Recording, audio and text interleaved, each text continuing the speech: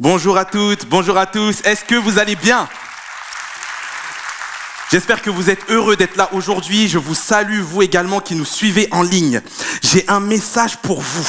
Et je suis enthousiaste parce que je suis convaincu qu'il peut changer votre vie. Amen. Alors mon message est tiré d'une histoire dans la Bible que l'on peut retrouver dans le 2e livre des Rois au chapitre 5 où on parle de l'histoire d'un homme, Naaman, dites-le comme vous voulez, moi je vais le dire Naaman. On peut lire à partir du verset 1.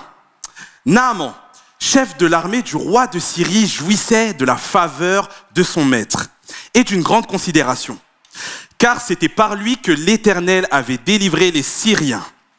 Mais, parce qu'il y a un mais, cet homme fort et vaillant était lépreux.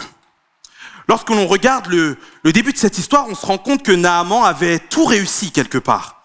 Il était chef de l'armée de Syrie, il avait une certaine réussite professionnelle, il jouissait de la faveur de son maître et d'une grande considération. Naaman, c'était un gars qui était suivi sur les réseaux sociaux, ok? Lorsqu'il marchait dans la rue, on le saluait, il avait la cote, il avait une certaine réussite sociale. L'Éternel était passé par lui pour délivrer les Syriens. En fait, quelque part, il avait comme une faveur sur lui, ok? C'était quelqu'un qui réussissait ce qu'il entreprenait. Et enfin, Naaman était fort. Naaman avait une certaine réussite physique. Il avait l'apparence, le physique que tout le monde souhaitait avoir. Et en plus de ça, il était vaillant. Le mot vaillant, on peut le traduire par riche. Naaman, il était à l'aise financièrement, ok? Il avait tout réussi, cet homme. Mais malgré tout cela, il y avait un mais. Et j'aime la version Semeur qui utilise le mot hélas. Hélas, cet homme, malgré tout ce qu'il avait réussi, était atteint d'une maladie. Il avait la lèpre. Qu'est-ce que la lèpre? C'est une maladie de peau, une maladie dégénérative qui lui collait à la peau et qui était même devenue, qui faisait partie de son identité. Parce qu'il n'est pas seulement dit qu'il avait la lèpre, il est dit qu'il était lépreux. Ça va plus loin. Et pour certains peuples, dans certains peuples, lorsqu'une personne avait la lèpre, elle était mise de côté, elle était écartée. Mais ce n'était pas vraiment le cas de Naaman, ok? Malgré cela, malgré sa maladie, il continuait d'exercer ses fonctions, de prendre soin de sa femme, de ses enfants. En fait, Naaman, c'est pas quelqu'un qui se plaignait. C'est quelqu'un qui, quelque part, avait comme accepté sa situation. Il s'y était accommodé. Le mais de Naaman, c'est sa lèpre. Mais toi, quel est ton mais à toi? Quel est ce hic? Quelle est cette chose qui te colle à la peau et dont tu n'arrives pas à te débarrasser? En fait, Naaman, c'est cet homme qui vit comme avec une horloge, un compte à rebours au-dessus de la tête. Tic-tac, tic-tac, tic-tac, tic-tac. Parce que même s'il s'est accommodé, même si tu t'es accommodé à cette situation, la vérité c'est que si Dieu n'intervient pas dans ta vie, un jour elle sera fatale. Pour toi, la lèpre, ça peut être un péché qui te ronge, qui dégrade, qui détruit la relation que tu as avec Dieu. Peut-être que toi, à l'inverse de Naaman, tu connais Dieu, mais c'est ça ta lèpre. Peut-être que c'est un problème, une situation qui persiste dans le temps, qui perdure.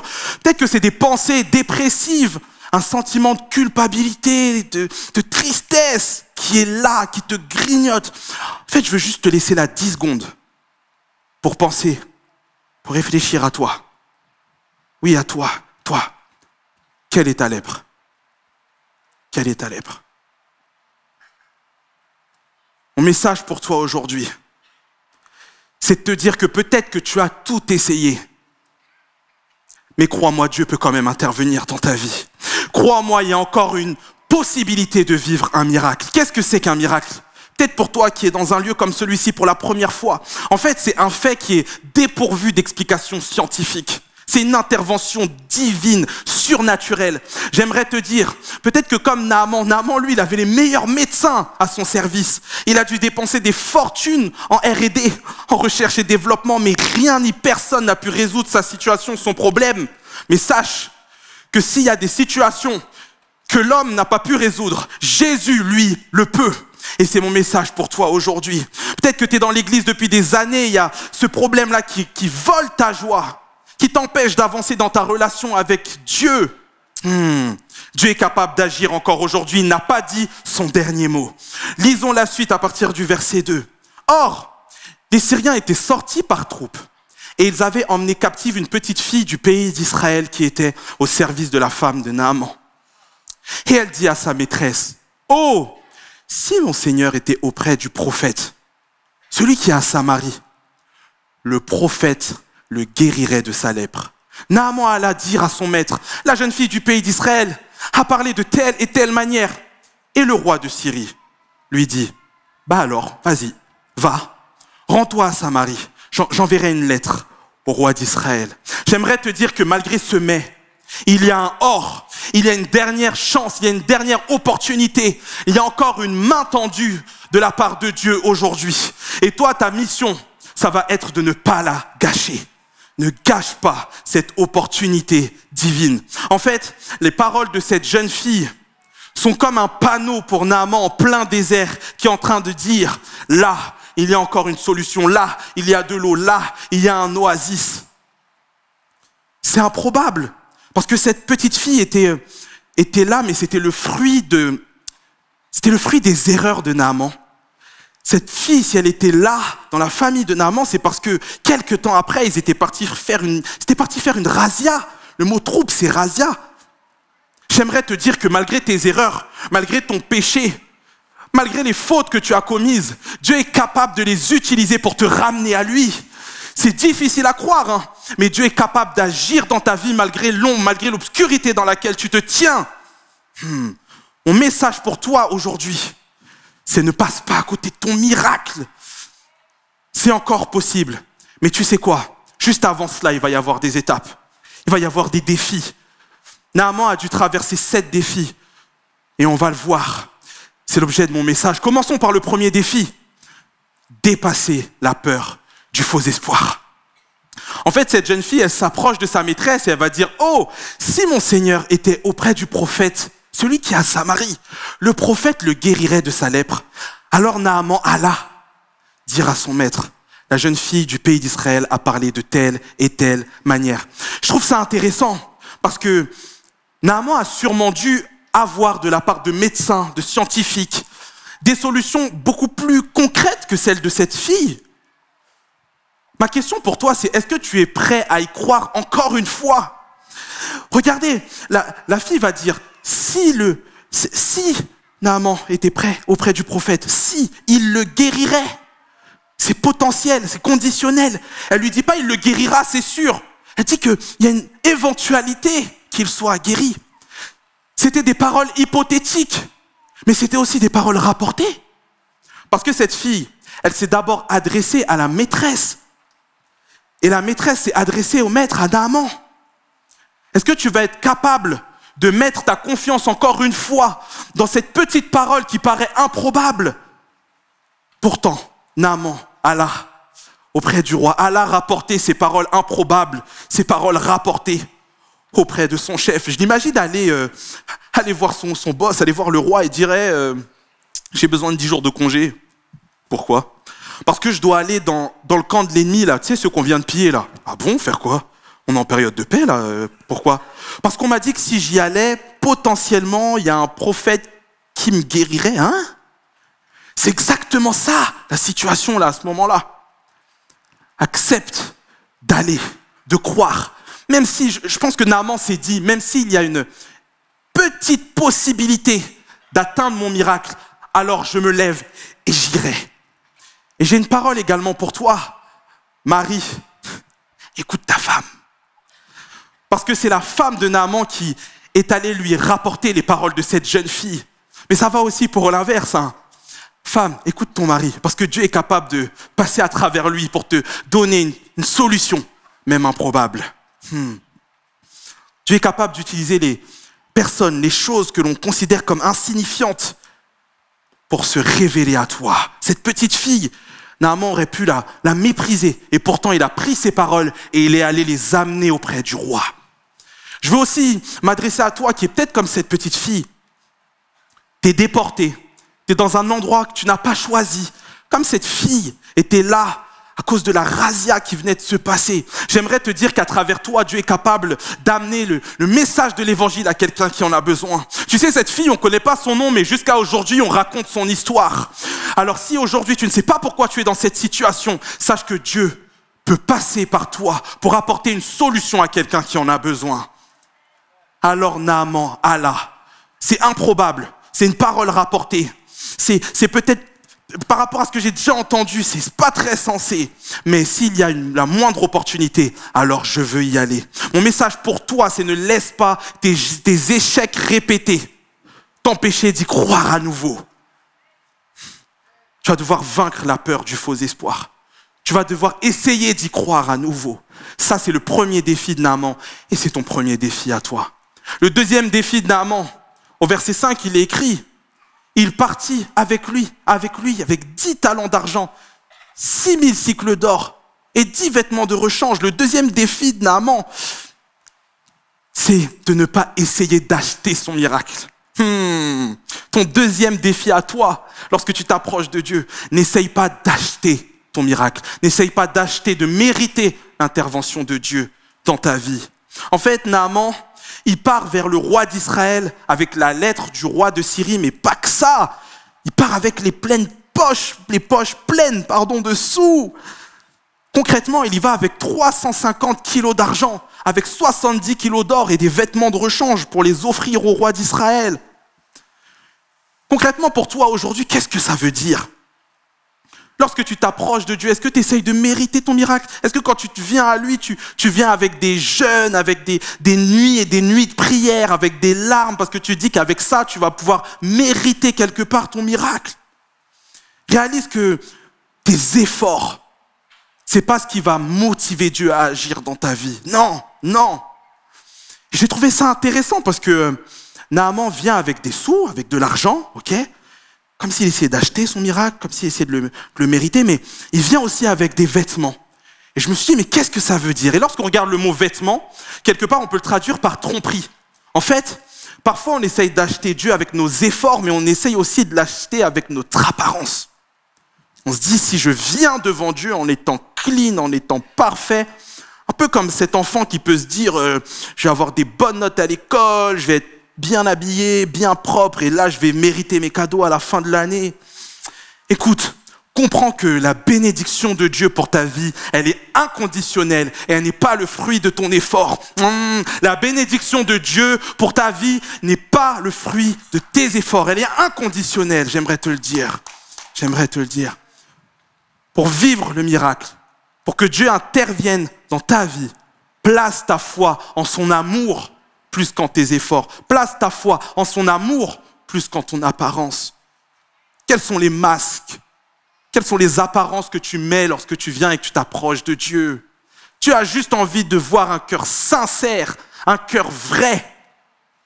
Naaman s'est approché avec de l'argent pour acheter, pour payer. S'est approché avec des vêtements, comme pour tromper, mettre une apparence. Mais toi, ne fais pas cela. J'aimerais également te parler à toi, qui agis comme pour racheter tes erreurs, ok? Tu dis, j'ai fait tellement de mal, quelque part, il faut que je me rachète de mes fautes. Jésus a déjà payé le prix pour toi, mon ami. Jésus a déjà payé pour toi. Tu sais, c'est dur de comprendre ça, parce que aujourd'hui, tout se paye. C'est ça la vérité. J'ai mis de l'essence dans ma voiture pour venir, je l'ai payé. La voiture dans laquelle j'ai dû mettre de l'essence, je l'ai payé. Le micro avec lequel je parle, quelqu'un l'a payé. Les vêtements que je porte, je les ai payés. Tout se paye. Alors c'est difficile de s'approcher de Dieu sans rien. Je dois pas payer, t'es sûr? Non. Approche-toi de Dieu tel que tu es. Tel que tu es. C'était le deuxième défi de Naaman. Et ça ne s'arrête pas là. Ça ne s'arrête pas là. Sur le chemin vers son miracle, sur ton chemin, tu vas affronter un troisième défi, une troisième étape. Ne place pas ta foi dans les hommes. Regardez au verset 5, il est écrit: et le roi de Syrie dit, va, rends-toi à Samarie, et j'enverrai une lettre au roi d'Israël. Il prit de l'argent, des vêtements, comme on l'a vu. Et au verset 6, il est écrit, il porta au roi d'Israël la lettre où il était dit, maintenant, quand cette lettre te sera parvenue, tu sauras que je t'envoie Naaman, mon serviteur, afin que tu le guérisses de sa lèpre. Regardez, écoutez bien. Naaman a placé sa foi dans les consignes du roi de Syrie.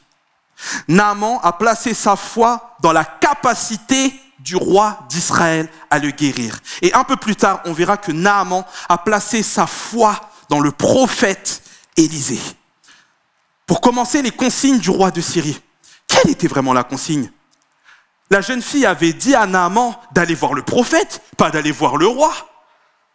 C'est le roi de Syrie qui lui a dit d'aller voir le roi d'Israël. C'était pas ça la parole de Dieu. Mon message pour toi, c'est de qui écoutes-tu les consignes? Parce que les personnes, les voies auxquelles tu obéis sont celles dans lesquelles tu as placé ta foi. Place ta foi en Dieu plutôt qu'en la parole d'un homme. Réfléchis à qui influence ta vie. Veille aux personnes qui te conseillent. Pour arriver vers ton miracle, pour que Dieu intervienne dans ta vie, tu vas devoir obéir à sa parole. À sa parole. Naaman a obéi à la parole du roi de Syrie, plus qu'en celle de Dieu. Deuxième personne en qui il a placé sa foi dans la capacité du roi d'Israël. Regardez. En fait, cette lettre, elle représente comme pour nous aujourd'hui une prière, d'accord? Une lettre, c'est une requête. Une prière, c'est on s'adresse à Dieu, on lui parle. On vient avec nos prières, nos requêtes. Et pour que ta lettre, pour que ta prière soit exaucée, il va falloir que tu l'envoies avec le bon timbre, le bon intermédiaire, le bon médiateur, et que tu l'adresses à la bonne personne, ok? Pour démarrer le bon intermédiaire, le bon médiateur. Tu sais, la Bible, elle me dit qu'il y a un seul médiateur, il n'y a qu'une seule personne qui peut me permettre de parler à Dieu. C'est pas le roi de Syrie, mon ami. C'est Jésus-Christ de Nazareth. Il est le seul chemin qui t'amène à Dieu. Par qui passes-tu aujourd'hui pour t'adresser à Dieu? Par qui passes-tu? Quel que soit le pouvoir qu'a le roi de Syrie, quelle que soit l'autorité qu'il a sur la terre, la seule personne qui a l'autorité nécessaire pour t'amener à Dieu, c'est Jésus. Le roi de Syrie était le mauvais médiateur, le mauvais intermédiaire, le mauvais timbre. Mais cette lettre, elle doit être adressée aussi au bon destinataire. Regardez au verset 7, il écrit, après avoir lu la lettre, le roi d'Israël déchira ses vêtements, je ne vais pas le faire, et dit, suis-je un Dieu pour faire mourir et pour faire vivre, qui s'adresse à moi afin que je guérisse un homme de sa lèpre? Sachez donc et comprenez qu'il cherche une occasion de dispute envers moi. En fait, Naaman s'est trompé de destinataire. Quel que soit le statut d'une personne, ça ne détermine pas sa capacité à répondre à ta requête. Lorsque le roi d'Israël vient et déchire ses vêtements, il est en train de dire, mais je ne suis pas capable. C'est un signe de chagrin, d'incapacité, et il a raison. Je te pose cette question, à qui est-ce que tu adresses tes requêtes? En qui est-ce que tu places ta foi? Est-ce que tu es déjà allé chercher auprès d'un homme la réponse à ta situation? Je t'encourage aujourd'hui à faire confiance à Dieu plutôt que dans un homme. Parce que seul Dieu a le pouvoir de changer ta situation. Seul Dieu a le pouvoir de changer ta situation. Vous savez, pour vous donner quelques éléments de contexte, en fait, les conséquences de cette lettre, les conséquences de la désobéissance de Naaman, là, elles auraient pu être désastreuses. Parce que c'était une période de paix entre les Syriens, entre le peuple d'Israël. Et le roi, lorsqu'il déchire ses vêtements, il est en train de dire « je ne suis pas capable », il y a du chagrin, il y a une tristesse. Mais d'un côté, peut-être qu'il a peur aussi des représailles. Parce que peut-être qu'il se dit « là, on est en paix, et si je ne réponds pas à cette requête, peut-être que ça va faire redémarrer des conflits. » Mais quand je regarde la suite du texte, je vois que Dieu, dans sa grâce, a permis que le prophète Élisée, malgré que la lettre était arrivée au mauvais endroit, Dieu, dans sa grâce, a permis qu'il soit mis au courant de ce qui se passe, de ce qu'il se passait, et qu'il appelle Naaman. Alors, on peut lire à partir du verset 9 ce qu'il est écrit. Le prophète Élisée appelle Naaman, et Naaman vint avec ses chevaux et son char. Et il s'arrêta à la porte de la maison d'Élisée. Élisée lui fit dire par un messager, « Va et lave-toi 7 fois dans le Jourdain, et ta chair redeviendra saine, et tu seras pur. » Yes! Il a la solution. Trop bien. Parfait, il a le remède. Regardez au verset 11. Naaman fut irrité et il s'en alla en disant, « Voici, je me disais, il sortira vers moi, il se présentera lui-même, il invoquera le nom de l'Éternel son Dieu, il agitera sa main sur la place et il guérira le lépreux. Mais pourquoi cette réaction de Naaman? Pourquoi? Je me suis posé cette question, je me suis dit, il vient d'avoir la réponse à son problème. On vient de lui apporter le remède. Mais pourquoi est-ce qu'il se met dans cet état? Et si Naaman n'avait pas placé quelque part sa foi également dans le prophète Élisée? Parce que lorsque l'on regarde les dires de Naaman, il va dire, il invoquera le nom de l'Éternel, son Dieu. Il agitera sa main sur la place et guérira le lépreux.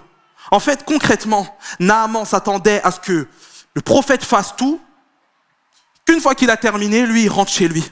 En fait, Naaman, à ce moment-là, n'avait envie d'aucun contact avec Dieu.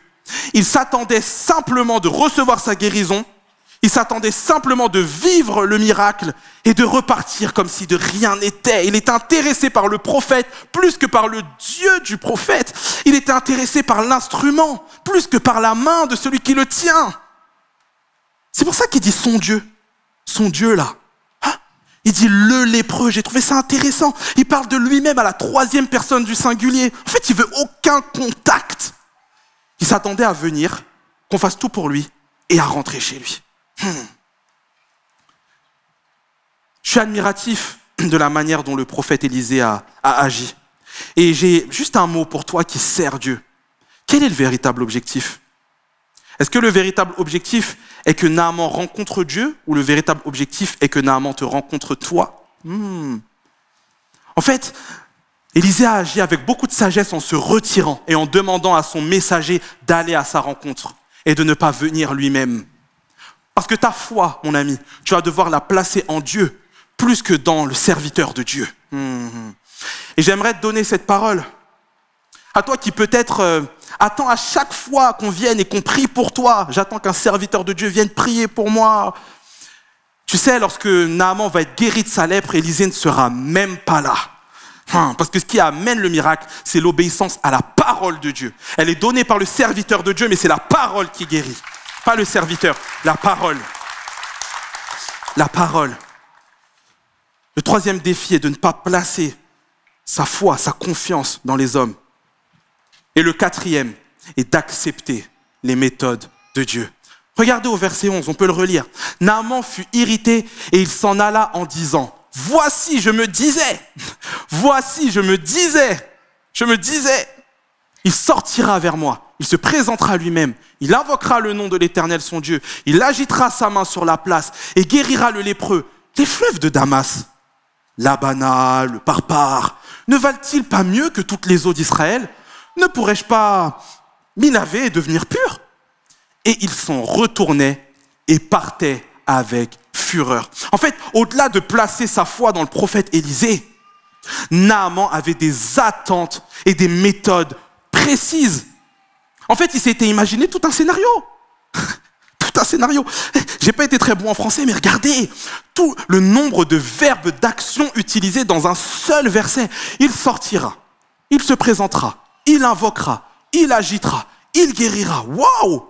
Est-ce que toi, il t'arrive t'approcher vers Dieu avec tes méthodes à toi, avec tes attentes à toi? Seigneur, je viens vers toi, mais je t'explique comment on va faire. Veille sur tes attentes. Veille sur les méthodes. Arrête de dire à Dieu comment faire. Tu veux que Dieu agisse dans ta vie? Accepte que lui, il a ses propres méthodes. Accepte que lui, il a ses propres méthodes. J'ai vraiment cette parole pour quelqu'un qui est encore qui souffre parce qu'il est encore dans le célibat, qui ne comprend pas pourquoi. J'aimerais te dire, est-ce que quelque part, tu n'es pas prisonnier de scénarios hollywoodiens? Genre, je sais pas, quand je vais rencontrer mon futur, ma future. En fait, ça va se passer comme ça. Il sortira du culte de 11h30. Voilà. Il m'ouvrira la porte de l'auditorium. Je lui dirai merci. Il me répondra par la grâce de Dieu. J'aimerais te dire, enlève Dieu de ta boîte. Oh, enlève Dieu de ta boîte. Place ta confiance en Dieu plutôt qu'en tes scénarios. Accepte les méthodes de Dieu, mon ami. Accepte les méthodes de Dieu. Qu'est-ce qui est le plus important? Que Dieu agisse dans ta vie ou que Dieu agisse comme toi tu le veux? Le plus important est que Dieu agisse, vrai? Alors accepte ses méthodes et sors-le de ta boîte. C'est le pasteur Warren qui disait ça, mais souvent nous voulons que Dieu il intervienne dans nos vies, ok? Mais on veut qu'il le fasse en notre temps, d'accord? À notre manière, d'accord? Dans l'endroit qu'on veut aussi, d'accord? Cette année, change ça, mon ami. Cette année, accepte les méthodes de Dieu. C'est le 4e défi pour toi. On continue sur le chemin du miracle, de la rencontre avec Dieu. Le 5e défi pour toi, veille sur ton entourage. Il est écrit au verset 13, « Mais ses serviteurs s'approchèrent pour lui parler et ils dirent, « Mon père, si le prophète t'eût demandé quelque chose de difficile, ne l'aurais-tu pas fait? Combien plus dois-tu faire ce qu'il t'a dit? Lave-toi et tu seras pur. » Il descendit alors. Lorsqu'on regarde l'histoire de Naaman, on voit que son entourage a été capital. L'intervention de la petite fille, sa femme, et là, cette fois-ci, ses serviteurs. Parce que la situation, elle allait crescendo. Hein. Au début, il était irrité, parce qu'il pensait que le prophète allait se déplacer en personne. Mais là, cette fois-ci, il est dit qu'il s'en retournait et il partait avec fureur. Là, s'il n'y avait pas les serviteurs, mes amis, Naaman serait passé à côté de son miracle. Ma question pour toi, c'est quel est ton entourage? Quelles sont les personnes autour de toi? J'ai trouvé ça fort parce qu'il est dit, mais ses serviteurs s'approchèrent pour lui parler. En fait, y a-t-il autour de toi des personnes qui, lorsque tu es en train de partir là, qui sont capables, elles, de se tenir à la brèche, de tenir ferme? Il est dit, mais ses serviteurs s'approchèrent. En fait, Naaman, il était parti. Ses serviteurs étaient restés, ils sont allés le chercher. Est-ce que lorsque tu es découragé, tu as des personnes qui, elles, sont capables de tenir bon et te dire, reviens, n'abandonne pas? Mon père, si le prophète t'eût demandé quelque chose de difficile, ne l'aurais-tu pas fait? En fait, le comportement des serviteurs, il est exemplaire. Parce que dans un premier temps, ils vont lui montrer beaucoup de respect. Mon père, c'est une marque de respect. Et en fait, ils étaient remplis de discernement parce qu'ils ont réussi à comprendre, à discerner la véritable raison de la colère de Naaman. As-tu autour de toi des personnes pleines de discernement qui arrivent à mettre le doigt, à comprendre quel est le vrai problème? Le vrai problème, c'est pas que c'était difficile pour Naaman. C'était pas ça le vrai problème. C'était là. C'était son cœur. Est-ce que tu as autour de toi des personnes auprès de qui tu peux être vulnérable, qui ont le droit de te dire quelque chose? Je ne sais pas si tu as pris cette résolution cette année, mais je t'encourage à faire le tri dans tes relations. C'est essentiel. C'est essentiel. Naaman descendit alors, nous dit le début du verset 14. Et en fait, c'est intéressant parce que lorsqu'il est dit « il descendit », c'était vraiment le cas. En fait, la vallée du Jourdain, elle est connue pour être la plus basse vallée dans le monde. En fait, ce que Dieu voulait travailler dans le cœur de Naaman, c'était l'humilité. C'était l'humilité. J'ai trouvé ça fort parce que quelque part, Naaman n'avait aucun compte à rendre à ses serviteurs. Hein. Il n'était pas obligé d'obéir, de revenir en arrière.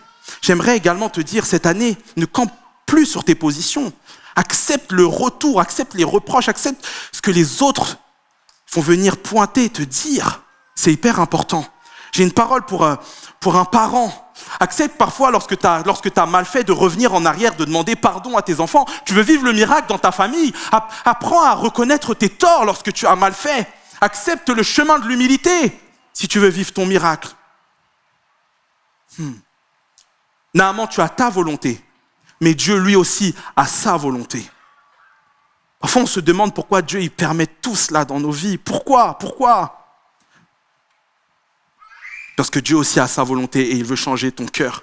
Vraiment, je vais être vulnérable. Une fois, je priais, je disais à Dieu, mais Seigneur, mais que cette situation-là, elle change, que ça s'arrête. Et vous savez ce que m'a soufflé le Saint-Esprit dans mon cœur? Il m'a dit, c'est pas cette situation qui doit changer.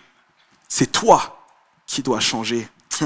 Pourquoi Dieu agit-il comme ça dans ta vie? Parce que au-delà de changer ta situation, il veut te changer toi. Dieu est capable de te libérer de ta lèpre. Il est capable d'arrêter cette situation dans ta vie en un seul claquement de doigts. mais il utilise des moyens, parce que c'est le moyen qui travaille ton cœur. Écoute. Pour changer ta peau, Dieu n'a simplement besoin d'un claquement de doigts, mais pour changer ton cœur, il utilise des situations, des circonstances. Au-delà de ta peau, Dieu veut changer ton cœur. Réalise-le. Le 6e défi, ça va être de réaliser le véritable objectif de Dieu. Regardez au verset 9. Verset 9, il est écrit « Naaman vint avec ses chevaux et son char, et il s'arrêta à la porte de la maison d'Élisée. » Vous savez, à l'époque, lorsqu'une personne était importante, elle arrivait, elle attendait devant la porte. C'est comme quand on va au resto, ok? Tu arrives, tu viens, t'attends, il y a quelqu'un qui vient te chercher et qui t'installe. C'est pareil. En fait, Naaman arrive au lieu où il peut trouver son remède, mais il reste à la porte, ok? Son statut, peut-être son orgueil quelque part, était presque plus important pour lui que la guérison en elle-même, vous voyez? Il était à la porte de la personne qui pouvait le guérir, mais pourtant il est reparti. C'était ça le véritable problème. C'est ça que Dieu voulait travailler. Il y avait une bataille plus grande que la lèpre qui se jouait à ce moment-là. L'irritation démesurée de Naaman, elle n'était pas anodine. Hein. Elle montrait le véritable problème. Et un petit tips, conseil, veille sur tes réactions. Parce que parfois, tes réactions, lorsqu'elles sont démesurées, te montrent ce que tu as besoin de travailler à l'intérieur de toi. Alors Dieu va guider les circonstances pour travailler le cœur de Naaman. Parce qu'en fait, avant d'être le Dieu de la bénédiction, c'est Nathalie Boudaigne qui disait ça, Dieu veut être le Dieu de ta transformation. Avant d'être le Dieu de la bénédiction, il veut être le Dieu de ta transformation.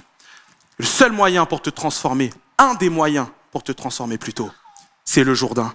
Au verset 12, regardez, parce que Naaman, il vient et il négocie, hein.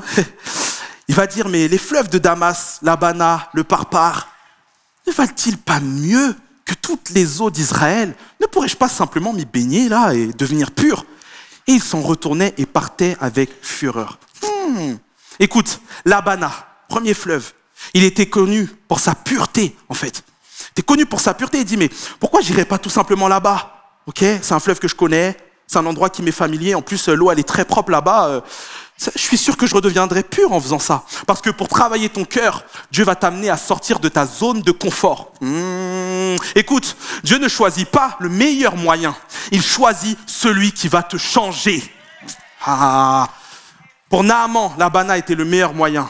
Mais Dieu savait que c'était le Jourdain qui allait le changer. Deuxième fleuve que va proposer Naaman, qui va négocier, le Parpar. Le Parpar, il était connu pour la rapidité de son cours. Naaman va dire, mais pourquoi on ne prend pas ce moyen-là, il est plus rapide, il est plus efficace.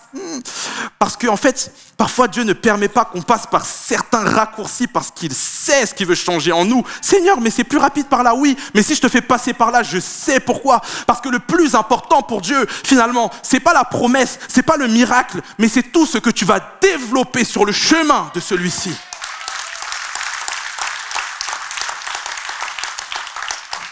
L'Abana, le chemin le plus évident, c'est pas forcément celui-là. Le Parpar, le chemin le plus rapide, c'est pas forcément celui-là. C'est le Jourdain, c'est l'eau boueuse, c'est l'eau sale. Et c'est pour moi important de te le préciser. Le Jourdain, ça veut pas dire le chemin difficile. Parce que parfois on peut se dire, ok, je vais prendre le chemin le plus difficile à chaque fois. Non! Ses serviteurs vont dire, si c'était difficile ce qu'on t'avait demandé, tu l'aurais fait. Donc ça veut dire que le Jourdain, c'est pas forcément dur. Le Jourdain n'est pas le chemin difficile, il est le chemin qui te challenge, il est le chemin qui t'éprouve, qui éprouve ton cœur, qui éprouve ton humilité. Le Jourdain, c'est ce chemin qui va te demander de faire confiance à Dieu, qui va éprouver ta foi. Le Jourdain, c'est un acte d'obéissance. Je vais être très concret avec toi, le Jourdain, ça peut être juste d'aller, de demander pardon à quelqu'un. Tu veux vivre le miracle dans une relation, passe par le chemin du pardon. Peut-être que c'est un coup de téléphone à la tata aux Antilles. Le Jourdain, peut-être que c'est de prendre la décision de t'engager avec Dieu, de faire un vœu. C'est d'aller t'engager dans les eaux du baptême. J'aimerais t'encourager à arrêter de négocier avec Dieu et à choisir le chemin qu'il décide pour toi. Naaman va obéir. Il va aller dans le Jourdain, mais il lui reste encore un 7e défi, le dernier. Persévérer jusqu'au bout. Au verset 14, il écrit, il descendit alors et se plongea 7 fois dans le Jourdain, selon la parole de l'homme de Dieu. Et sa chair redevint comme la chair d'un jeune enfant et il fut pur. Pour expérimenter ton miracle, tu vas devoir obéir, mais ça va aller plus loin. Tu vas devoir faire preuve de résilience. En fait, j'imagine Naaman se plonger 1 fois, 2 fois, 3 fois, 4 fois, 5 fois, 6 fois, sans voir le miracle. Est-ce que tu vas être capable de croire jusqu'au bout? Vas-tu être capable de faire confiance à Dieu? Plongeons après plongeons. Je m'adressais à toi qui peut-être a déjà plongé 4 fois dans ton Jourdain, mais tu sais qu'il reste encore 2-3 fois à faire. Seras-tu capable de persévérer jusqu'au bout? Vous savez, des fois on va à la salle de sport, on va 1 fois, 2 fois, et il n'y a pas de changement. Et Dieu dit, mais reste constant, persévère.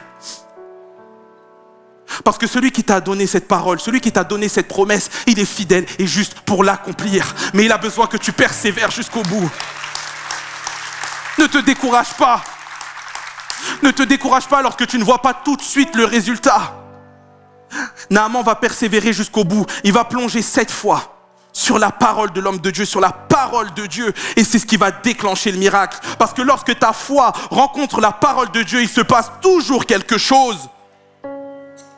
Alors je vais terminer mon message en te demandant, toi, aujourd'hui, quel est l'acte de foi que tu vas devoir poser? Quelle est la parole à laquelle tu vas devoir obéir? Quel est ton défi?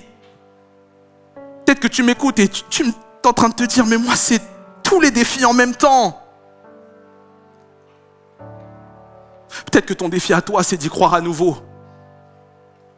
La solution apportée, elle est improbable. Ça fait t'y croire encore malgré les échecs répétés. Peut-être que toi, ton défi, c'est de comprendre que tu n'as pas mérité le miracle, tu n'as pas mérité l'amour de Dieu, son intervention. Peut-être que toi, ton défi, c'est d'apprendre à placer ta confiance en Dieu plutôt que dans les hommes. C'est d'accepter ses méthodes plutôt que les tiennes. La Bible nous dit que les mauvaises compagnies corrompent les bonnes mœurs. Cette année, peut-être que tu vas devoir apprendre à faire le tri dans tes relations, à réaliser que le véritable objectif, c'est le changement de ton cœur. Parce que lorsque le cœur change, ta situation, elle change, mais de manière durable, dans le temps. Dieu aurait pu simplement guérir la lèpre de Naaman, mais il serait resté le même homme. Peut-être que toi, ton défi, c'est de persévérer jusqu'au bout. Écoute, j'ai des paroles d'encouragement pour toi. Il reste un espoir. Il y a encore une dernière chance à tenter. Qu'est-ce que tu as à perdre? À faire confiance à Dieu sur ce chemin. Tente le coup, tente une prière. Peu importe l'étape, peu importe le défi que tu rencontres, j'aimerais terminer en te disant que tu pourras toujours trouver le secours en l'Éternel.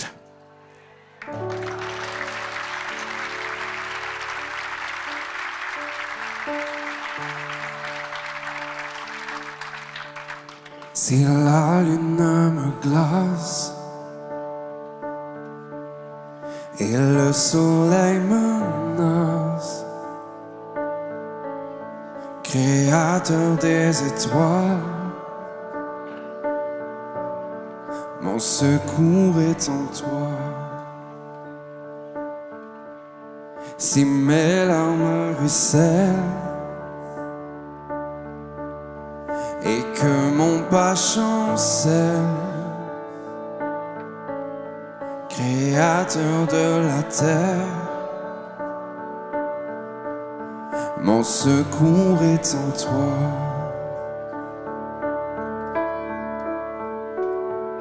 Je lève les yeux vers les hauts sommets. Toi seul est mon Dieu. Je proclamerai, toi seul est ma force, toi seul me reste mon secours est en toi.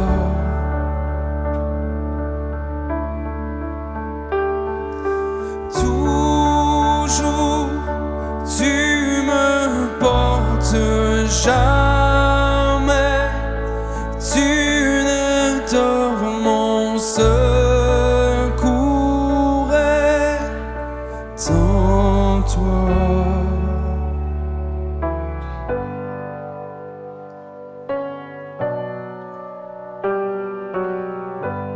Si la peur m'envahit et mon âme chavire, Créateur de la vie, mon secours est en toi. Levons nos yeux, je lève les yeux vers les hauts sommets. Toi seul est mon Dieu, je proclamerai. Toi seul est ma force, toi seul me restaure, mon secours est en toi.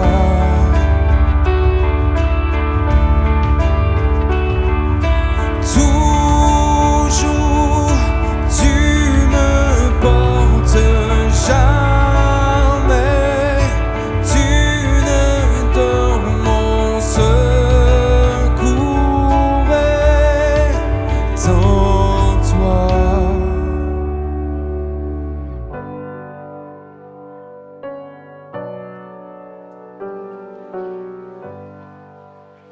Écoute, peu importe où tu es aujourd'hui, peu importe où tu es aujourd'hui, tu peux relever la tête. Peu importe où tu es aujourd'hui, j'aimerais te dire que Dieu s'adresse à toi pour te dire qu'il y a encore un espoir, pour te dire qu'il peut encore agir dans ta vie, pour te dire que tu peux lui faire confiance. Qu'est-ce que tu as à perdre? Les solutions humaines n'ont pas réussi à apporter une réponse à ton problème, à ta situation, mais Dieu, lui, le peut. Alors lève les yeux au ciel, reprends espoir, continue ta route. Je ne sais pas où tu es ce matin, je ne sais pas où tu es, mais je suis sûr d'une chose, c'est de là où Dieu est, c'est proche de toi. Il est capable de te tendre cette main, il a envie de t'accompagner dans chacune des étapes, dans chacun des défis.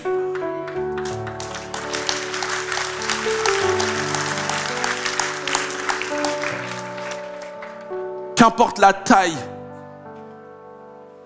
de ta situation, qu'importe la profondeur de ton péché, qu'importe ton état, Dieu est capable. Et pour cela, il va falloir que tu lui fasses confiance jusqu'au bout. C'est fort parce qu'il est dit que sa chair redevint comme la chair d'un enfant et il fut pur. En fait, Dieu a rembobiné l'histoire. Tu es capable d'avoir une peau nouvelle, tu es capable d'être guéri complètement, entièrement. Tu peux devenir un enfant de Dieu aujourd'hui si tu ne le connais pas. Tu peux avoir accès à cette paix, avoir accès au salut, être sauvé. Si tu ne comprends pas, si tu ne sais pas pourquoi, j'aimerais te dire aujourd'hui qu'en Christ, qu'en lui tu as la victoire. Que qu'importe ta situation, il y a un espoir. Qu'il est le chemin qui t'amène à Dieu. Et que parce que avant tout, comme ça a été le cas pour Naaman, son objectif, c'est de te connaître, d'avoir une relation avec toi, que tu puisses grandir avec lui. Dieu veut changer ton cœur. Ensemble, positions-nous et chantons sa victoire. Ta victoire, mon espoir, ton chemin, mon destin, ton salut, mon refuge, tout est en toi. Ta victoire, mon espoir, ton chemin, mon destin, ton salut, mon refuge, tout est en toi.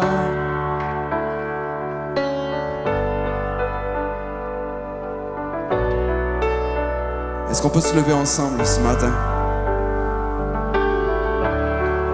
et élever nos mains et chantons ce chant? Chantons ta victoire, tout le monde, de tous nos cœurs. Ta victoire, mon espoir, ton chemin, mon destin, ton salut, mon refuge, tout est en toi. Ta victoire, mon espoir, ton chemin, mon destin, ton salut, mon refuge, tout est en toi. Ta victoire, mon espoir, ton chemin, mon destin, ton salut, mon refuge, tout est en toi. Ta victoire, mon espoir, ton chemin, mon destin, ton salut, mon refuge, tout est en toi. Ta victoire, mon espoir, ton chemin, ton salut, mon refuge, tout est en toi. Ta victoire, mon espoir, ton chemin, mon destin, ton salut, mon refuge, tout est en toi.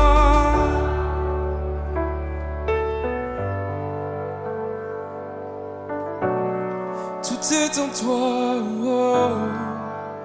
Oui, tout est en toi.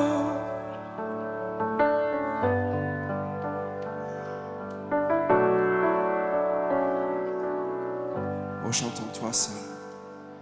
Toi seul est ma force, toi seul me restaure, mon secours est en toi.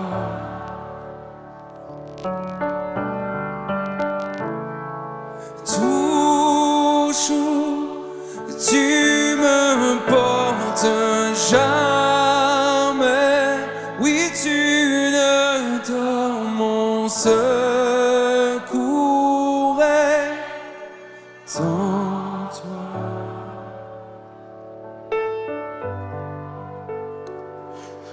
Je suis tellement heureux et content parce que je sais que Dieu va agir dans ta vie. Je suis convaincu qu'il va agir dans ta vie parce qu'il le fait encore aujourd'hui. Vraiment, j'espère que tu as pu te positionner et décider de croire jusqu'au bout, comme Naaman l'a fait. Tout est en lui. La force dont tu as besoin est en lui. L'espoir que tu as peut-être perdu est en lui. Les méthodes qui vont te changer sont en lui. Tout est en lui. La force de persévérer jusqu'au bout, elle est en lui. Je vais juste terminer ce temps en te communiquant quelques annonces. Si tu as le souhait que l'on prie pour toi, il y a toute une équipe qui va se tenir pour vous qui êtes sur place, sur le côté. Et vous pourrez prier ensemble. Si vous êtes en ligne, vous pouvez écrire à l'adresse prière@églisemlk.fr. Il y a également une ligne de prière où vous pouvez appeler. Et il y a des personnes qui se tiendront là pour parler, pour prier avec vous. Si l'œuvre, si tout ce que met en place l'église MLK vous fait du bien, vous bénit, et que vous aussi vous voulez partager, participer au partage de l'évangile, de la bonne nouvelle de Jésus, alors dans ce cas, je vous invite à aller sur jeveuxdonner.fr pour aussi nous soutenir financièrement, selon ce que Dieu a mis sur votre cœur. Vous pouvez également, pour vous qui êtes sur place, aller au point finance à la sortie. Vraiment, je vous encourage à garder ce que vous avez reçu encore une fois. On va terminer sur un chant de célébration, un chant de fête, un chant de joie. Soyez bénis, je vous dis à très vite. On y va ensemble? Vous êtes prêts? Allez, c'est parti. 1, 2, 1, 2, 3, 4.